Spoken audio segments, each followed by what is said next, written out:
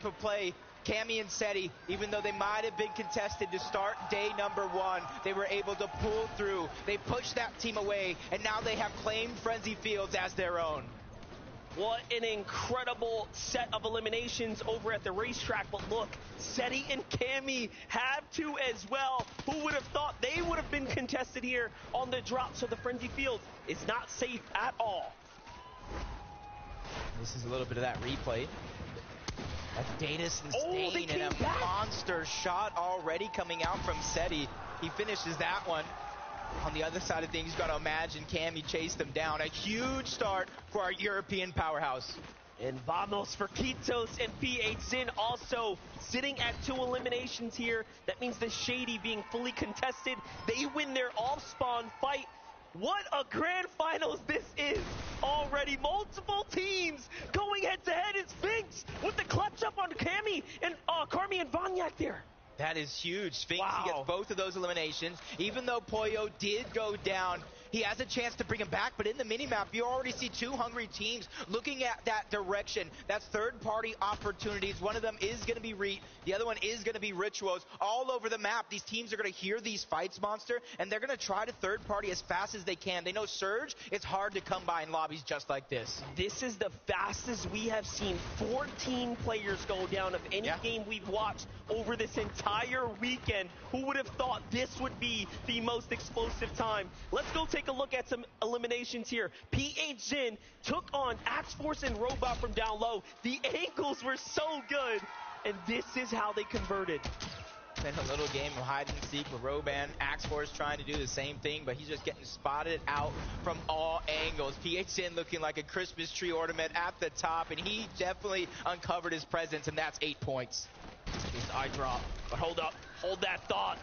We have Podesai, we have Snazy already finding an elimination here. They're just going to hold on to the down body, and we already know what they want to do. They want to keep this body up and healthy to try to farm as much Surge as possible.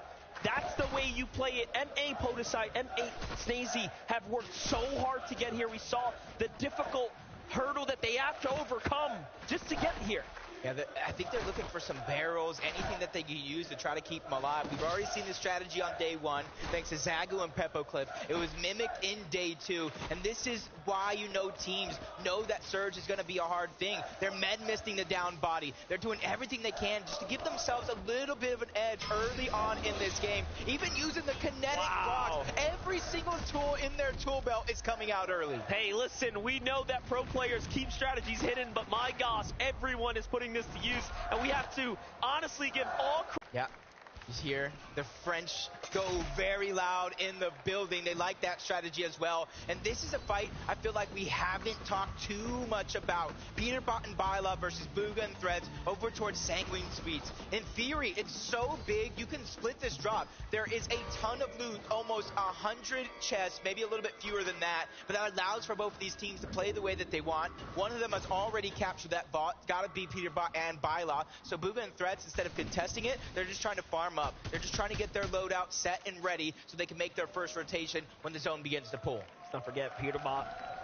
used to play with Bugha as well, so there is some history there as they're going head-to-head, but Kaizen, Clement right now looking pretty solid here, just trying to get their rotation down. Pack team right on their heels. Meanwhile, Teeny potentially up against Thoric out there in the feed. We get to jump on over to Sentin and Polarize versus the youngins here. Panyajin. Moneymaker's by himself. What can he do here? Yeah, it was in Game 5 where Moneymaker and F9 were able to qualify for this stage itself. Sentin and Polarize did it by brute forcing their way through with already 1 knock. It's a 2v1 situation. They're just trying to regain as much real estate as possible. All those pieces are theirs, and Moneymaker's doing what he can to bob and weave in and out of these covers, but his back is up against the wall. He's getting trapped little by little. The first elimination is going to be cleaned up, and they finally get the second. Moneymaker goes down. Polarize and Sentin make a statement at their drop. Explosive, quick, easy, and trapped, put down. Well played for Sentin and Polarize there. They're going to be happy about that. Threats lingering everywhere, though. How is this still happening? There are more fights happening. It's Muzz and Paper. This time, onto the Brazilian duo. Muzz, a duo region champion from both OCE and NA, teaming up with Paper. Paper's Probably a very, very aggressive player. He knows how to play smart as well. Just a full-on balanced play style. They switched up their drop spot from Breakwater Bay. They wanted to be uncontested, but quickly find themselves in yet another fight. But you see all these teams in the minimap. They're converging on their location because they want to try to get that free surge of what they think it is. No one wants to fall behind, but now we get to look at Teeny and Misha jumping inside. This is how Thoric was taken down there. Thoric and Bolts have a difficult task in front of them now that they have Misha and Teeny. And that's the first time we've actually seen them find early success. They were contested in those other brackets, as we saw throughout the weekend. Yeah, in upper bracket 1, they went ahead towards the north side of the map. They tried to go against Baka and Pars. They got pushed off, and then they went into their bag of tricks. They did exactly what they did to qualify up until this point, and those tricks will continue. And how long has it been, Monster? A couple of minutes already, and they're still farming that surge onto Striker. These guys are setting the bar high when it comes to Storm Surge. There's going to be very few teams that will be able to keep up with them if they keep at this pace. Yeah, they're trying to get themselves well and far ahead of the competition. It's an excellent strategy, and it's hard to replicate. You have to put yourself in that position. Notice how far they had to rotate just to get there as well. So positioning for that, setting up for that is no easy feat. You have to respect it, but this is high-level Fortnite. Here we go, though. Burstash, Tayson. Big fight here. Chicho and Trulex on the other side of the Slappy Shores. Already going to need a move here shortly, but Metal got to cap out first. Yeah, and this was another drop, or at least the south side of Slappy that was contested. Trulex and Chicho versus Quanti and TK. Either Quanti and TK rotated out fast, or they got dropped off very, very quickly by Trulex and Chicho. Find out about that later, but Acorn and Cold, probably one of the most dominating performance in the upper bracket.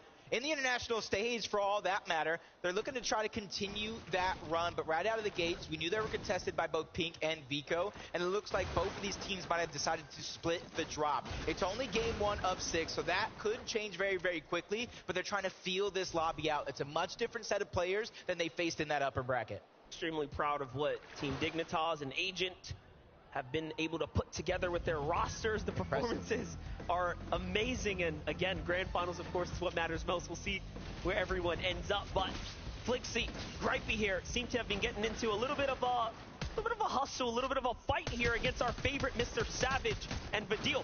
Vadil is one of the most dangerous when it comes down to toe-to-toe battles and defending in situations like this, but there's nothing you can do against two of the best. Flixie, Gripey, they closed it out. Yeah, and they've been battling it out almost all year long, from major qualifiers to major grand finals. Flixie and Gripey, you know what? I think they're a little underrated at this point. I think everybody who qualified for this lobby is dangerous. They need to be able to come out on top in a lot of these exchanges, and you cannot overrate any of your opponents at any stage of this game. There's two reasons I wouldn't want to go toe-to-toe in an early box fight with. It's anyone from the previous NA West, now of course NA, but also EU players, and unfortunately that's exactly who were the ones asking those questions. Pixie and Cheatin', however, though, are going to fend off several pair of EU ones themselves. This is match 1 of the grand finals. Things are already heating up. 81 players remaining in the lobby, and Pixie gets punished. That's a huge amount of damage, both of them getting dropped down low. Luckily for them, they do have the med miss at the very minimum, so they can get themselves up to tip-top shape. Mixon and Baja are the ones dealing a lot of that damage. They have the early game high ground, and they're willing to stay in Storm a little bit, even though they don't have any HP heals, because they realize how hard it is for Surge. You can find bandages, you can find berries, you can find a leftover med kit, but it's that Storm Surge that you're not going to be able to find for free. They're very behind on material, so we'll see if they can bounce back. Duke and Edgy, what a performance we saw, arguably sealing away a moment of the weekend. The clutch from them, honestly solidifying their position, their placement here amongst the best. What are they going to be capable of here this weekend? Duke, that clutch was just absolutely insane, and how hyped, how supportive Edgy was as well. Just shows the chemistry between these two and why they are an NA FNCS champion, why they are playing in a lobby just like this. A lot of the players here know how to win in their region. It's the international stage that takes just a little bit more effort. Kaizen and Clement quickly trying to rotate. They're one of the teams. They just don't want to get stuck too far out in the zone. And I think if any of these 2 days have shown you anything, is you don't want to get stuck behind the rest of the lobby when they're trying to hold you out. It forces you to waste your heals. It forces you to waste all of your resources just to make it into the zone very, very early on. Super proud of Worthy and Alex, again, representing for OCE, the only team and duo from the OCE region to make it to the finals stage here, and they already have an elimination, something to be extremely proud of. They're on the move here. Gonna get dead center zone 3 right now.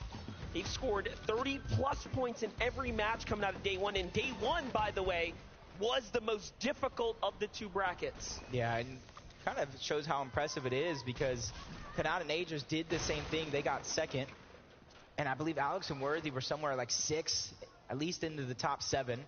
Reason and Yanis here over towards Breakwater Bay, and they've been traveling a lot. What they're trying to do here is they're trying to go to the slow side of the zone where the least amount of players will be sitting, trying to hold them out. The only worry that I'm going to have for them is where they're going to get their surge from. Have they got enough with those 2 eliminations already? Because as we know, those off-spawn battles, they don't give very much storm surge compared to what you're going to get through the mid and that late game. Yeah, and it's picking up the steady hands augment there as well, just waiting to really decide what direction he's going to take his augments in.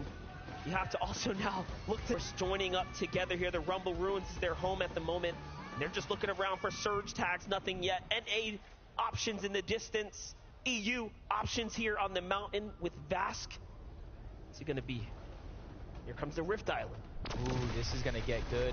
In day 1, we didn't see too many teams try to contest it. In day 2, it was like a house party on top of Rift Island. Everybody wanted to join, and it does look like Hen and Vasquez might be the first ones to try to contend it. They did get it in game 1 of the lower bracket, and that was a huge part of their success very, very early on. They were able to keep up the pace and eventually qualify for our grand finals here today, and they're looking to try to mimic that. And you see, there's not very many other players that are going up towards Rift Island, so that might be a free 15 points and very, very valuable slurp juices. Exactly. For those of you in attendance here, for those of you looking back at this island is worth 15 points if you can secure the objective. It is going to draw in the lot of the players. If you can get 15 points, that is the equivalent of 3 or 4 eliminations worth of points there. So it really can set you very far ahead. This becomes a very interesting time to play the game now for Miro and Cooper, because they have decided they want to fight for it, and they are a very dangerous team when it comes down to them making a decision and sticking to it. They'll commit. Yep, does look like, though, Vasquez and Hen were able to capture it. They were there first. If there's 2 people going ahead and capturing it, it goes much faster than if it's just a solo. So Cooper and Miro, they're ready for that extra prize, the alternative, the height, the elevation. That way they can get surge. But Peppo, Clip, and Zaku in another fight against Rue and Mshari over on the other side, just battling for those pieces. Mshari just sitting high up on that mountain. He's not really worried about his teammate. He trusts him to play safe, and that's a massive amount of trust in a lobby just like this. I can't believe it. I can't believe he didn't go down there to try to support. He says, hey, man, you have this. Defense comes out of Rue, plays very well, and now they're above the surge as Mshari is finding tags here in the process, too. Meanwhile, Zagu Peppo, 475 damage above the surge. They are in an excellent position right now. They shouldn't have to move any much further. Yep, in the feed, though, I did see Kanata go down. I saw Mishi go down. Ooh, here. Yeah. And that's the battle that they were having. You see Agers a solo against Teeny over on the other side. Steno and Lushi might possibly be looking to take advantage of this opportunity, but that's Acorn and Cole down their sights. They know 23 above the damage threshold. It's enough to not have to worry about Storm Surge actually doing damage, but it's not enough for comfortability. So they're on the hunt for even more, but they're just on the receiving end of so many other players trying to put their hand in the cookie jar. One of those duos is Acorn and Cold. Agers here, of course, trying to extract revenge now as Kanata was taken out. He still finds himself very comfortably in the safe zone here, so he'll be all right. Even has some extra heals, of course, remaining. It's going to be pretty tough to play this one out. Yes, they have 2 elims. We have to see how Teeny turned that fight around. You have to wonder what went wrong. Kanata caught out, looking for tags and low on HP. Teeny and Misha waste no time finding that one. Immediately, and they are well above the damage threshold as well. giving themselves a good and early start. But Queasy and Veno, they know how to play almost every facet of the game, early, mid, and late. They made some quick rotations over towards Kenjutsu Crossing, and they're probably one of the most deep teams that land on that side of the map. They're over towards Shattered Slabs now, 193 above the damage threshold, and you can see that they're not necessarily going over towards Rift Island because they know in these next couple of zones, it's going to pull away from Rift Island, so they don't want to get too close. Then have to rotate far if it does pull max. You know what? We haven't seen a zone like this. Hard west, full west, right? Really giving teams on this side an opportunity to have the advantage and start off strong. Momentum is everything. And sometimes all it takes is securing that first game. Teeny goes for the save in the zone here. So Misho will potentially be picked up. Possibly we'll be able to situate and get back into this, but I'm not crossing my fingers here. It's a very difficult thing to bounce back when you start off with nothing. Yeah, and they're just outside of that Rift Island position where the majority of the lobby already is. So they're just going to have to figure out what they're going to do to rotate, because going straight in is going to cause for some dangerous situations for them to try to survive. So they need to be looking for some heals so that way they can go the long way around, find some safety, and just simply get into the zone. But Pink and Vico here, you can see the split. We talked about a contested drop, but they actually choose to go their separate ways. They're 225 above the damage threshold, and they're looking safe for now. They're trying to figure out what their rotation is going to be. It is a pretty far rotation, but not too far from some of the other players here in this lobby. The first knock is going to get cleaned up. Steno's there by himself. But you can see they're not getting greedy. They're not just trying to bulldoze for it and try to grab that loot. They're just saying, hey, let's just grab the surge. That is going to be enough, but they get aggressed on momentarily. That was bold to try to make magic happen, but he goes out like a light. That's crazy. He tried to time that, and it just backfired completely as another team also started to look inwards, and they pick up a set of eliminations there. What a huge point swing for Pink and Vico there. Meanwhile, in the feed, Peterbot down, Booga down, Trulex. So many exchanges here to catch up on, and the landscape is changing right before our eyes. Even Pink in the feed getting Steno as well. Him and Lucy look like they probably went down. That was 3 straight eliminations on that side of the map. Yeah. Threats being a solo, though. I'm not really worried about Threats being a solo because he clutched up big for their qualification spot. He got a second place. They had 9 eliminations as a duo. But now he has to do it with a surge just hovering over his shoulders. A lot of players on the move right now. If you look at that right map, all of those arrows flying are teams trying to navigate their way to the new zone. You do have to be very cautious. Take a look, though. Rise tries to go in with a hero's play here. Finds Cold, but Acorn is there to back him up. But Rise slips out of there without getting taken down. So he finds Cold and gets right on out. I feel like that was perfect timing with Acorn trying to plan an escape. And they just bulldozed their way right in. You could see why. Barely being 118 above the damage threshold. At that stage of the game, they were probably below. So they needed to go ahead and pad that stat. Now they have Cammy and Seti in their lines of sights. But they don't have to move far. They got the half and half zone. So for them, it's just a sit and wait scenario that allows them to be consistent. But there's so many superstars around him. I already mentioned Cammy and Seti. Queasy and Vino are to their right. So this is a dangerous area of the map to be in. But I think it's a little bit more safer than all those players just to the north outside of zone. Yeah, looking pretty dicey right now for sure. But if you're a Yam Zone Rise, you're pretty happy that there's not that much going on around you. They can kind of determine who they're going to battle next. Alex and Worthy also comfortably positioned at the safe zone here. Let's jump on over to Seti and Cammy. 2 eliminations so far from the start. Nothing else since then, but we haven't saw problems this time around with the surge, so they are in a very, very sweet spot here right now. Also, just nestled so nicely here. And look, they can look down on players trying to come out the low ground. Yeah, so many big names are already out of this lobby, and we haven't even been given placement points just yet, so there's still so much work to do.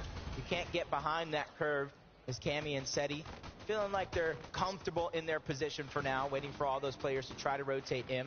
MK, Papa, and Shalom looking like they might get a sneak attack onto Podesai and Snazy. Hi, Jalen. Need to be patient here. They go for the 3-2-1 onto the cover. No shots actually go through to Podesai. That gives them information of where they're located at. So they're going to about face and go a little bit of a different direction now.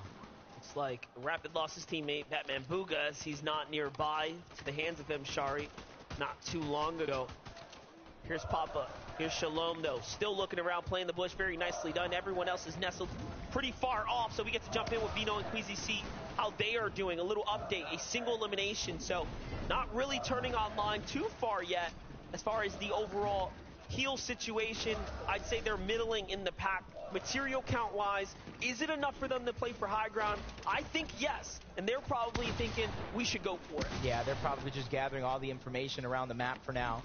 Figure out what's the best position, who's already on height, how do we chop them down and make it our own. We've seen that happen to start our tournament on Friday. They grabbed high ground, they looked down and never looked back as they took the game. They actually qualified off that game 93 points when 91 was the threshold. They kept playing out because it's all about bragging rights, proving that they are the best, just like Iamzo and Rise. And they quickly move to the out and get eliminations. Well, they're here early, and now they can start to determine what they're going to do. Everyone's on the move here once again. Rocket Rams coming into full effect. Meanwhile, on high ground, Cammy, Seti trying to be the first to set up. The base is wide, the base is strong, and they get the first dibs already. There are other teams cranking up, though. They don't want to just give them all this elevation for free. And the fact that they're committing with Meadow does mean they will have a problem. Meanwhile, Acorn does fall, so Acorn and Cold now taken out of this game. Chicho left by himself to play this one out as a solo as well. Those were his last remaining builds. Trying to do it by himself. He's trying to play patiently, waiting for anybody to run past him, not knowing that he's there. Try to hit a little bit of a peekaboo. And that's going to be a massive refresh because not only is it hoping it gets the Siphon mats, it gets the Siphon itself to get his heals up. And that's going to be big. Duke by himself, though, on the other side. Which, honestly, I don't have too much of a worry. We saw a 1v2 clutch from Duke yesterday. We know anything is possible here this weekend. And now placement points are finally beginning to set in. It is very few for now, but there's still more to come if you can survive. That was an excellent time to update the standings, updating in real time right now. So from here on out, as teams fall, placement points will be rewarded. It is really about surviving this gauntlet of action to come right now. The Surge is equally active. Worthy is going to find the solo M. Shari. Big pickup for him. And Flixie and Gripey leading here with 5 eliminations now. Front side of the zone, team gets right in front of him. He tries to see for the box up, but no, it's more important to stay safe right now. Look at the rotates here. You love to see it. Excellently done. Flixie and Gripey are really playing well right now. Yeah, sacrificing some HP. That way they can go to the front side. The high ground battle's going to begin. Cammy and Seti, Vino and Queasy with the bounce pad. The fadeaway shot unsuccessful from Queasy and Vino. So the kings of the FNCS Invitational are still on the high ground for now. As Cammy's looking to come crashing down. He's built a little bit of a tower so he doesn't go too far. So all the battles being forced lower and lower, down in the mud. Duke trying to fight with his back up against the wall by himself. Multiple duos beginning to surround and hound him.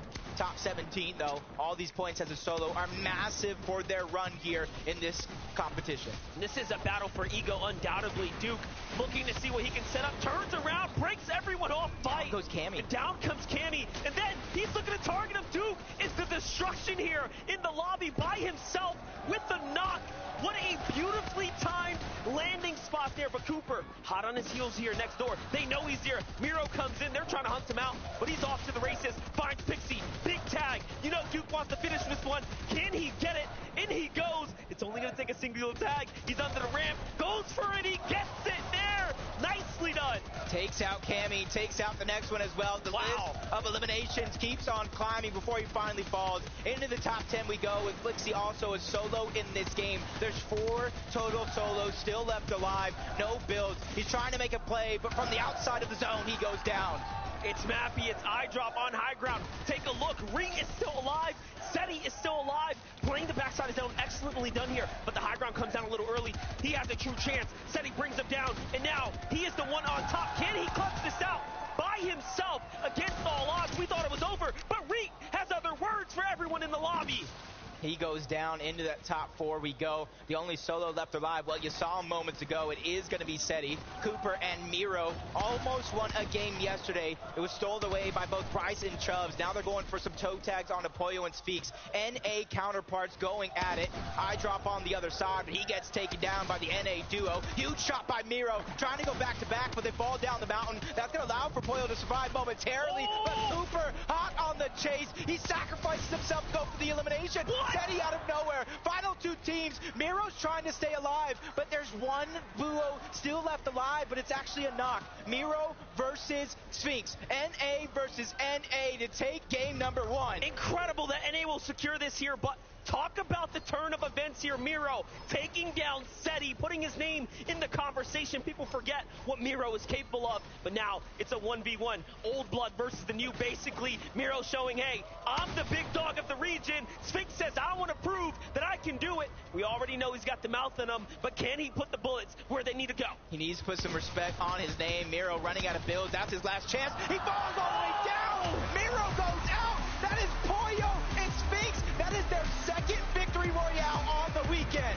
What an excellent job there. We already saw them take a win in the upper bracket to even bring them this far into the stage, and now they are proving that they can do it on the biggest stage against the best.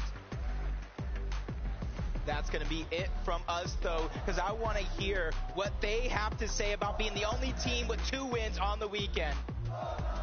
Boys, you proved you can get a victory royale on LAN in the upper bracket, and now you proved you can get a victory royale in the grand final.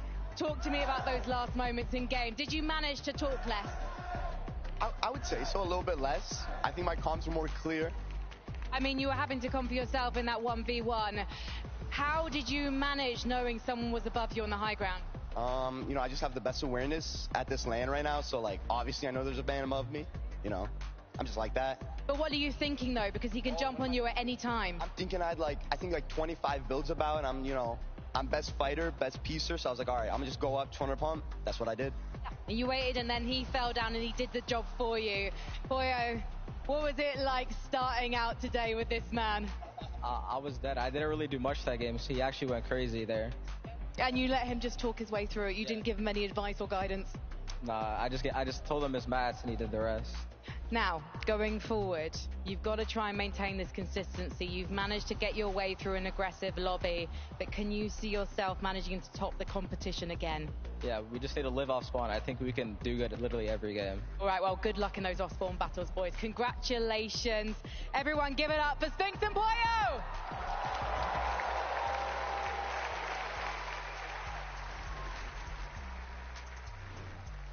Pollo and Sphinx looking to set the tone on the day. If there's anything I learned from game number 1, these next couple of games are going to be chaos. I mean, that game was pretty much everything that we wanted, right? We saw the matchups happen towards that end game that we really wanted to see, but it was the clutches, right? We always talk about being on the global stage. It requires you to go ahead and clutch up when it requires, and honestly, Sphinx right here, this shot on the Cooper, this was the one that sealed the deal. Yeah, that changed the tempo of the end game completely. From that moment onwards, it's like he said, he's just like that, you know? He's going to go through and win the whole thing.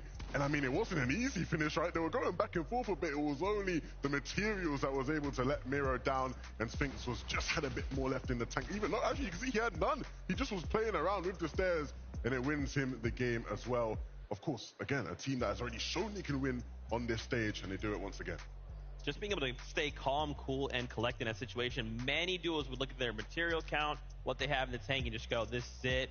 It'd start Hail Marying. I don't know anymore. But Sphinx just said, no. They're up top. Let's break those builds. Let's bring them down. And unfortunately, Cooper and Miro did fall, but still a second place for them. I mean, starting the day with 84 points, that's pretty good. That's not bad at all. But look, Pollo and Sphinx up above 89. I know their parents are out here to support them as well. When I actually flew into Copenhagen for this event, I was in the airport with Pollo's dad, and he was like, good luck to everyone, but my son's going to win. I want my son to win, a supportive parent, as you always love to see. And right now, I'm sure he will be beaming from ear to ear to see his son sitting in first place. Absolutely incredible game number 1. But listen, we got to talk about some of those higher profile duos. Of course, Cammy and Seti coming in 3rd place. The all-spawn wasn't what we expected. I mean, it wasn't, right? But they did so well, right? We tuned into them. We see them with 2 elims, and I think everybody sort of knew what that meant. We weren't expecting Datus and Stain to contest them. They had said they were going to land somewhere else a bit, right? But clearly a misdirect to try and fake them out. But Cammy and Seti were prepared. And in that endgame, Seti survived as a solo. for so long. Which is very uncharacteristic for this duo. Actually, usually most of their points, a high percentage of them actually come from when they are a duo alive, right? Usually their points fall off whenever there's a solo clutch opportunity, but Seti's showing up. Yeah, you don't associate either of them, as great of players they are, you don't associate either of them with mega solo clutches, right? You look at some of the other elite EU names, a lot of them, you think of them and you think solo clutches. Thomas Malabuka, right? You know, Venno, even Queasy, you know, these guys you expect to solo clutch. Cammy and Seti showing us right now, yeah, if one of them's a solo in these games, they will step up. And I think for them, like obviously Seti's a little disappointed there. He wanted to take it farther. But ending as a solo in this situation, on this stage, and ending third place, my bad, Seti. I mean, I know you're king of consistency and stuff, so if you just do that a couple more times, I mean, we are in for the running. Queasy and Venno as well performing. I thought it was interesting. Like, I love seeing how all of these players in the lobby kind of act. We saw there in the mid game, Seti, Cammy,